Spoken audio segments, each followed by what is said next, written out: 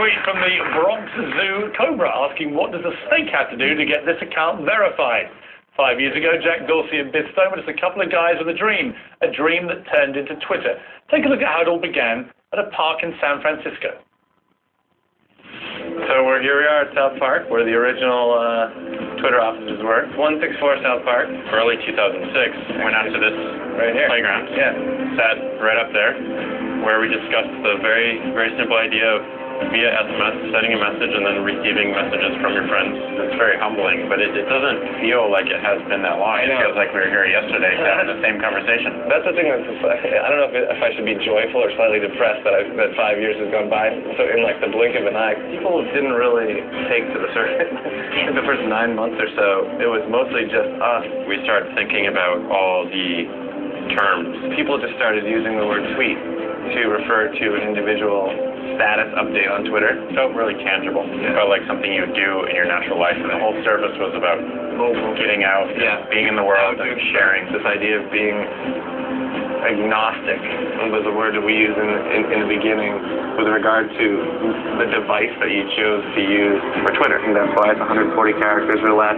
So it works on all mobile phones. The beautiful thing about the 140 characters is that it's a small canvas size that you don't feel like you need to compose yourself or you need to like really spend a lot of time on. You can just make a mark and you can send whatever you're thinking. You can be in the moment and really just get it out there. And that's allowed the velocity to go very, very fast. I want to bring in somebody now who tweets nearly as much as I do, not quite, and that's Martha Stewart. Martha, welcome. Hi. You are a very active tweeter, and you're very smart with it, because I've noticed it's a mixture of amusing stuff about you and your life, but primarily it's a fantastic business tool, isn't it? It is, very much so, and I use it for surveys. I use it to show partners, business partners, how effective a instant survey about a product, for example. If Macy's wants to know if somebody's going to like a sheet, I can ask a vast audience if they're going to like a pink sheet. How vast is your audience at the moment? Well, it's right now I have about 2.2 million followers, and I hope after this show a few more will follow. Well, funny enough, Charlie Sheen was here three weeks ago, and when I interviewed him in one of the commercial breaks, I said, "You're on Twitter?" And he said, "Oh, I'm thinking about it." I said, "You should get on it." Next day he went on. Yeah. He's got 3 million followers. I know. In 3 weeks. In 24 hours, didn't you get 1 million followers? Yeah, absolutely extraordinary. And I mean, in terms of followers, how important is it to get huge volume? I mean, Kim Kardashian is 200,000 away from overtaking President Obama, for example. Does it show power and influence, the total?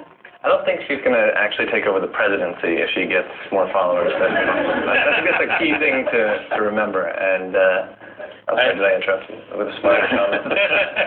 No, the amazing thing is it depends on the content. There was a man in a boat in the Hudson River. He had 20 followers. A plane landed in the Hudson. He took a picture of it, and suddenly it was an international conversation within a minute. So it's not so dependent on the followers. The followers certainly help direct attention, but it really depends on the content and what you're sharing with the world. It also seems to me, Martha, that a lot of the benefit of Twitter to a celebrity is the ability to control image, to control a message, to respond to outrageous allegations in the media. Whatever you choose to do, you become almost a in perpetuity publicist, don't you? Well, you could. I don't try to do that at all. I really kind of run through the responses for my followers, but I don't really answer them regularly. Tonight I just answered one because they were making fun of me. But and I didn't want them to watch the show. But generally what I do is I put out what I want to say. So, what I would like people to know. Sure. Then I let them interpret it. I think that's a very good use of Twitter. What is a bad use of Twitter, particularly for famous people? Well, I don't know what a bad use is because I have had only very, very good response to my tweets. And I don't spend more than 5 minutes a day tweeting. I find that is really a sufficient amount of time to get across the messaging that I would like. I have 5 minutes a day when I don't tweet. It's the other way around.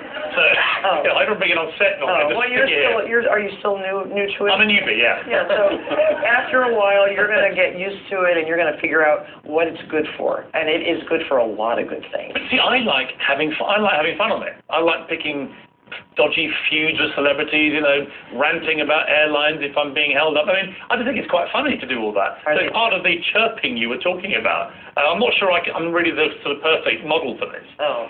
Well, if you like to rant and stuff, you can do that, but I don't know if that's a good idea. You're in the public eye now, Peter. I know, that's what worries me. Every day. I've got a question for you, Mark, that's come in. We ask people the questions to come in by Twitter. Because you're of Polish descent, what is your favourite Polish dish that you like to cook? Pierogi. Pierogi. Yes. Pierogi, yeah. It's a dumpling. It's a dumpling. dough-covered filling, and my favorite is sweet cabbage. Well, you made me a very nice cake today for my birthday. Happy birthday. Well, thank you very much. It's tomorrow, It's right? tomorrow. It's today in England at the moment. Okay. So I get 2 birthdays now. It's quite nice to transcend life.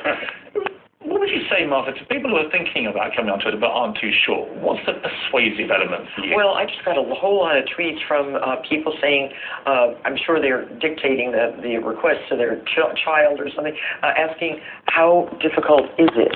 It is very easy. Once you master just typing on your BlackBerry or on your iPad or on your iPhone, you can do it very, very easily. Number one rule for me, it seems, for celebrities, maybe you chaps should respond to this, is don't drink alcohol and then hit Twitter. Maybe have a midnight rule, no boozing. I misspelled one night after I'd gone out to a dinner, and they accused me of being drunk.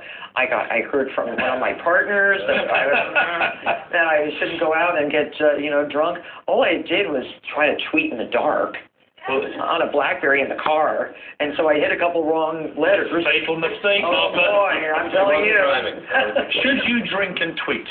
No. Absolutely not. No. It's legal. If you're famous. Yeah, for anybody, really. If I mean, for you anybody. have a reputation to uphold. The famous in a relationship, the killer. Do not drink and tweet. When we come back, we're going to have Alyssa Milano joining us from Los Angeles. She used Twitter to announce some very important personal news.